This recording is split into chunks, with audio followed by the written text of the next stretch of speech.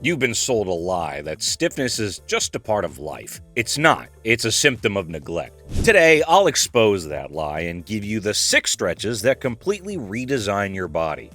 With our first stretch, we need to confront the posture that has become the unofficial uniform of the modern man, the C-clamp spine. It's that slow gravitational surrender where your head drifts forward and your spine curves into shapes it shouldn't.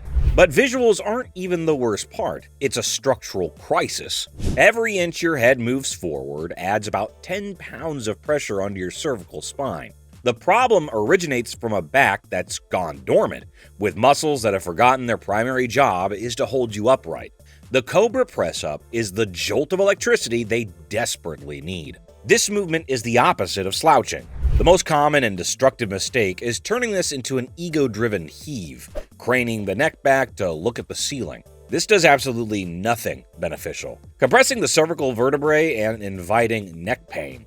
The goal is a long, elegant spinal curve, not looking like a startled meerkat. The second major error is allowing the hips to lift off the floor. The moment your pelvis leaves the mat, you've lost the targeted spinal extension and turned it into a messy push-up that puts shearing force on your lower back. To prevent this, actively press the tops of your feet and your pubic bone into the floor before you even begin. This simple action locks your hips down. A 2017 systematic review in the Journal of Orthopedic and Sports Physical Therapy confirmed that extension-based exercises like the Cobra are a cornerstone of managing certain types of chronic lower back pain, significantly reducing pain scores and improving function. But uncrunching your spine is only half the battle. You can perform Cobras until you're blue in the face, but if you don't address the powerful puppet masters pulling you back into that slump, you're just fighting a losing battle. Which brings us to the real architects of the slouch, your latissimus dorsi. These are the massive wing-like muscles of your back, running from under your armpit all the way down to your spine and pelvis. When they're tight from years of sitting with your arms forward, they pull your upper arm bone into internal rotation.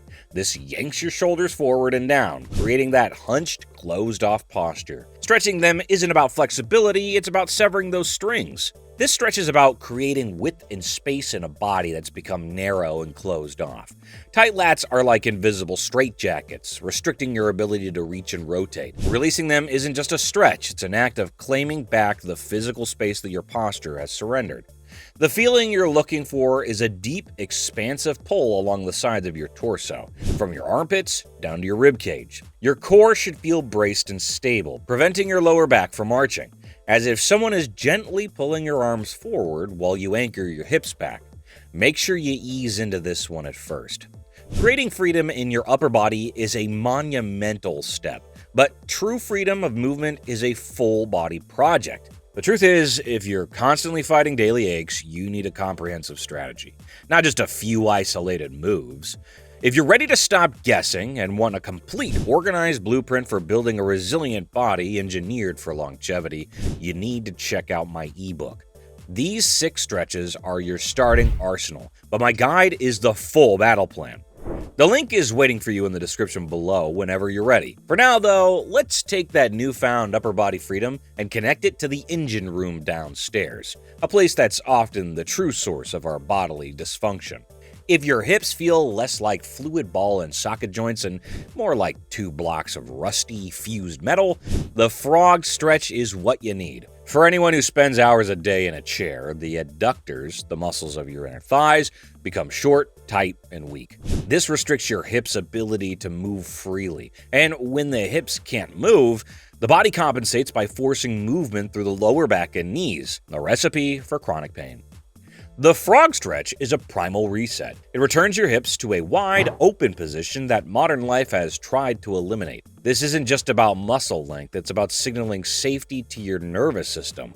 By gently exploring this deep range, you are telling your brain to let go of the chronic, protective tension it holds in your pelvis. You're aiming for a deep, pervasive stretch on the inside of both thighs. The gentle rocking motion should create a feeling of warmth and release, not sharp pain. Your lower back should feel neutral, not arched. Your knees should feel supported, carrying the load without strain. Unlocking these inner thigh muscles is critical. but they're often just the accomplice in the crime of back pain. Later, I'll introduce you to the main culprit behind that deep, one-sided backache that most people misdiagnose entirely. But for now, let's talk about the most common mistakes with this exercise. People think it's a contest to see who can get their pelvis to the floor the fastest. This is counterproductive. When you force a stretch, your muscles trigger a protective mechanism called the stretch reflex, causing them to tighten up to prevent injury. Ease into it. The second fumble is letting your lower back collapse into a deep, sway-backed arch. Keep your core lightly engaged, maintaining a relatively straight line from your head to your tailbone. This focuses the stretch purely on the adductors and hip capsule. After prying open your hips from the inside with the frog stretch, it's time to go to the front lines and liberate the muscles you've been holding hostage in your chair all day. Now we confront the primary antagonist in the story of why my back hurts: the hip flexors. This group of muscles, most notably the psoas, are responsible for lifting your leg. When you sit, these muscles are held in a constantly shortened position. Over years, they don't just get tight. They effectively learn that this shortened state is their new normal. They become weak and start to tug on your pelvis, tilting it forward.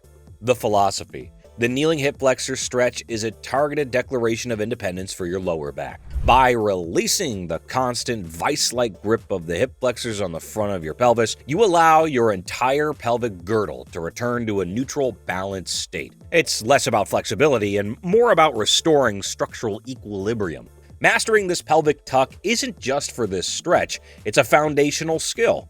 In a minute, I'll show you how this exact pelvic control can be used with a simple trick to instantly increase your squat depth. The target sensation is a clean, distinct line of tension running down the very front of your hip on the kneeling side. The confirming sensation, the real key, is a powerful contraction in your glute. That active squeeze is the signal that the front of your hip has been given permission to release. If you feel any pinching or compression in your lower back, you've lost the position. Now, let's address that hidden culprit I mentioned earlier. It's a muscle that you don't hear talked about much. Meet your quadratus lumborum, or QL. These are two deep, thick muscles running from the top of your pelvis to your lowest rib on either side of your spine. Their job is to stabilize your spine, but they get tight and overworked from a lot of common daily activities. When a QL gets tight, it can be a source of a very specific, deep, nagging ache in the lower back, often on just one side. The side bend stretch is an act of creating space where there is none. It's like gently prying apart the ribs from the pelvis to decompress a muscle that is chronically shortened and squeezed. This is not a simple side stretch. It's targeted architectural work designed to bring balance to your core from side to side.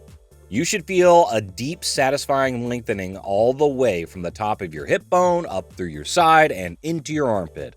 Your chest should feel open and facing forward, not twisted toward the floor. It's a feeling of creating a high, graceful arc, not of collapsing sideways. Really quick, before we get to our next stretch, I started a completely free weekly newsletter. It's one email a week with my best tips and strategies to build a stronger, more resilient body. No fluff, no spam, just actionable insights. The link is in the description below if you want to be a part of it. Now that we've targeted the often forgotten QL muscle, let's talk about my favorite stretch that I rarely see anybody doing. The hips are where much of our mobility begins and ends, and with a job description that important, they need all the help they can get. That said, the butterfly stretch is a foundational pose that targets the adductor group and groin muscles while promoting external rotation of the hips. This is the exact opposite of the position your hips are in when you're squeezed into a driver's seat or when you're lounging on the couch. Mastering this is key to unlocking deeper squats, more comfortable sitting positions, and an overall sense of hip freedom. It's a foundational movement that helps restore the natural mechanics of the hip joint, allowing for better force transfer in pretty much everything you do. You should really feel this one in your inner thighs and groin region. You're gonna love it. Be sure to share this video with someone you also think would benefit from these stretches.